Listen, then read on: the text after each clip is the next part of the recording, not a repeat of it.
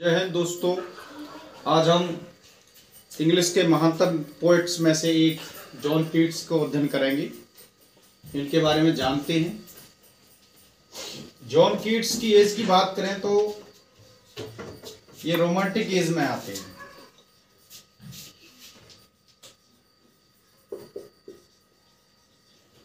इनको younger romantic as के अंदर माना जाता है। चाहे तो आप यंगर रोमांटिक पोएट्स बोल लीजिए, चाहे लेटर रोमांटिक पोएट्स भी बोल सकते हैं। इनके जन्म की बात करें, बर्थ, इनके जन्म की बात की जाए तो इनका जन्म 31 अक्टूबर 1795 मूरगेट, लंदन तो आप जानते ही हैं कहाँ की कैपिटल है, इंग्लैंड की। इनके माता पिता के बारे में जान लेते हैं, पेरेंट्स के बारे में।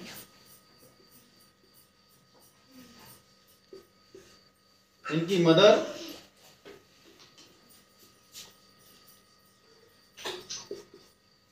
मदर का नाम था फ्रांसिस जेनिंग्स।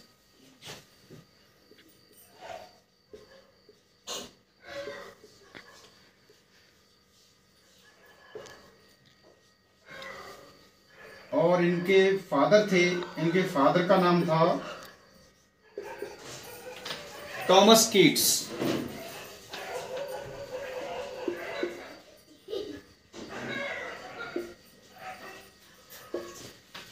इनके साथ, जॉन कीट्स के साथ शुरू से ही बहुत ट्रेजेडी हुई थी। बचपन में ही इनकी मदर फ्रांसिस जेनिंग्स की डेथ हो गई थी और इनके फादर की पहले ही डेथ हो गई थी। इनके फादर की डेथ हुई थी 1804 में, जब ये छोटे थे। His father died 1804 and mother भी डाइड, मर गई। इनकी मृत्यु हो गई इनकी माँ की 1810 में। एक तो इनके परिवार में एक बीमारी थी कंजम्पशन की, यानी ट्यूबरक्लोसिस। उसके कारण बहुत सारी डेथें हुई, मान लीजिए। इनके भाई बहन थे और इनके फादर थॉमस कीट्स एक अस्तबल के संरक्षक थे, जिसे हॉस्टलर कहते हैं या स्टेबल कीपर कहते हैं। एक इनका जो है स्टेबल था, उसका नाम था द स्वान एंड कूप इन, ये इनके स्टेबल का नाम था। वैसे तो ये जो स्टेबल था, इनका अस्तबल था, वो इनके जॉन कीट्स के नाना का था। लेकिन चूंकि नाना का था तो मदर का हुआ, मदर के बाद वो फादर का नेचुरली हो गया। उस तरीके से ये इसके कीपर थे, इनके फादर। एजुकेशन की बात करी जाए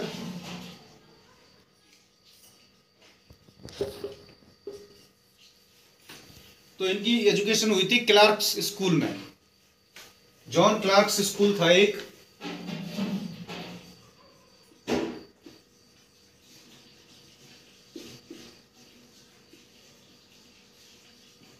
ये जगह पड़ती है इनफील्ड में, इंग्लैंड में एक जगह है इनफील्ड, वहां पे इनकी एजुकेशन हुई थी।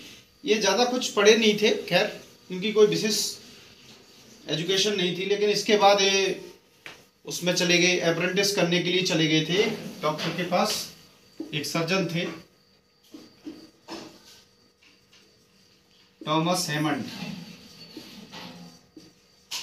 ये वहां जो है इनके पास चले गए अप्रेंटिस के लिए, और इन्होंने एपोथेकेरी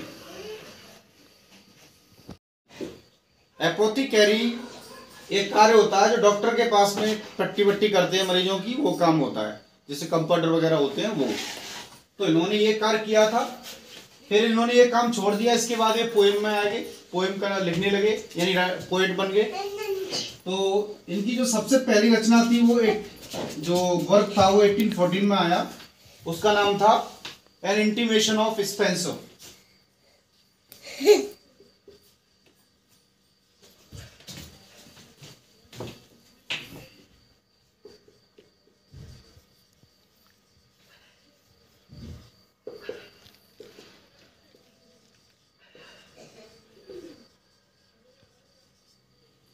ये इनका पहला वर्क था। इसके बाद 1816 में इन्होंने एक बहुत प्यारा सोनेट लिखा, on first looking into Chapman's Homer. On first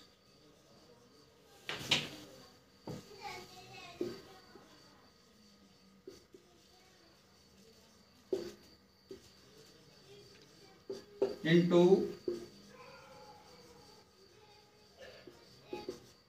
चैपमैन्स Homer, ये इनका फर्स्ट सोनेट था।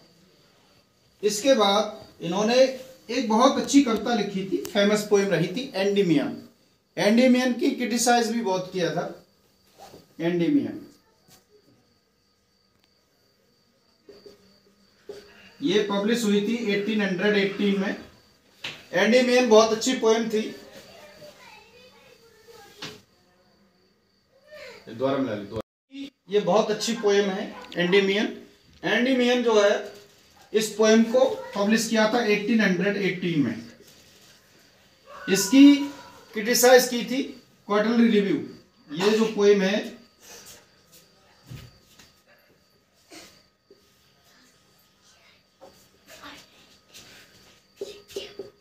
criticized by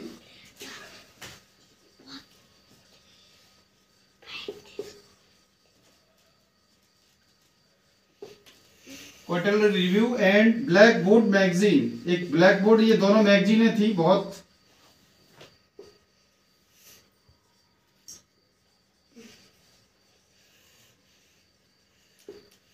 इन दोनों ने जॉन कीट्स को बहुत क्रिटिसाइज किया था, ये इनके पीछे पड़ गए थे। और इनके अलावा भी बहुत सारी इन्होंने पोएम्स लिखी, ओड्स लिखे। और 1819 में ये बीमार पड़ गए, बीमार हो गए, फॉल इल।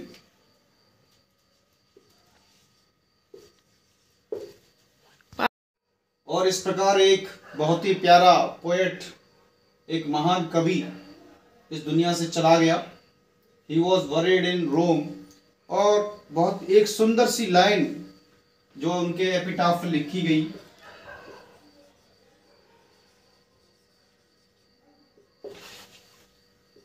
वो क्या है?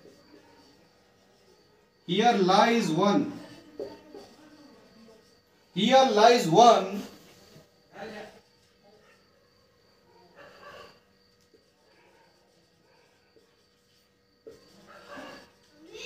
whose name was writ in water.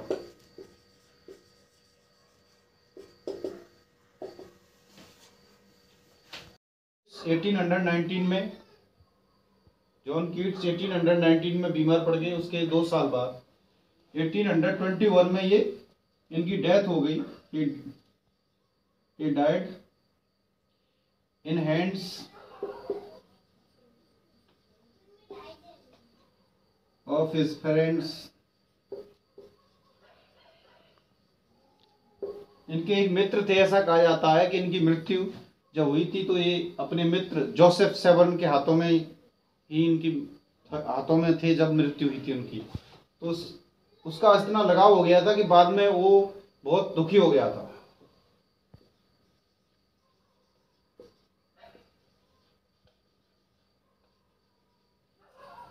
Joseph Severn, इनकी वाइफ का नाम था फैनी ब्राउन। ये बहुत ही महत्वपूर्ण पॉइंट है जो छूट गया था। वाइफ फैनी ब्राउनिंग।